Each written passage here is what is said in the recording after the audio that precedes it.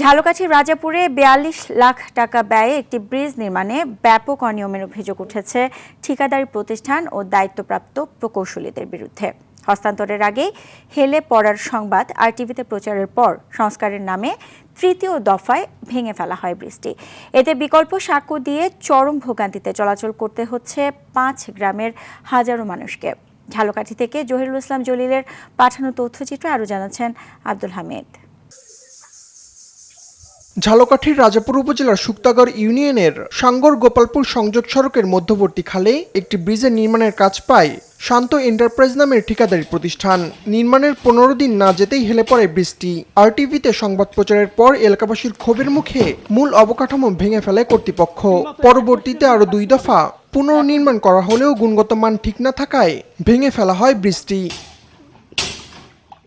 স্থানীয়দের অভিযোগ, স্থানীয় সরকার প্রকৌশল অধিদপ্তরের অসাধু কর্মকর্তাদের যোগসাজশে নিম্নমানের সামগ্রী ব্যবহার করায় বৃষ্টি বারবার ধসে পড়ছে। ওই সময় যখন ডালায় মাল ফালানো হয় তখনই বৃষ্টি ডাইবে যাইতেছিল, তখন ডাইবে যাওয়া দেখেও ইঞ্জিনিয়ার তারপর মাল ফালাইতে বলছে। আমরা ওখানে দাঁড়ানোই ছিলাম, সমস্ত মালামাল ছিল একেবারে নরমাল, এর জন্য এই বৃষ্টি ভাঙ্গে পড়ে। সিপি যেটা বলে সেটা পুরান মাল হয়, নিম্নমানের মাল হয়, ভেঙ্গে ফাটিয়ে যায়।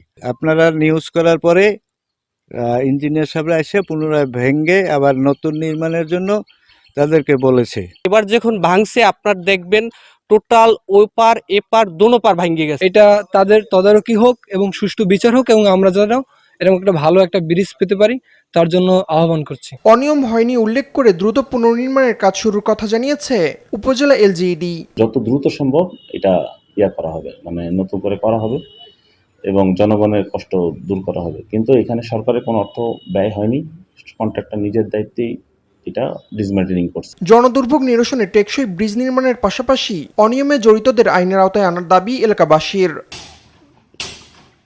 আব্দুল হামিদ, আরটিভি।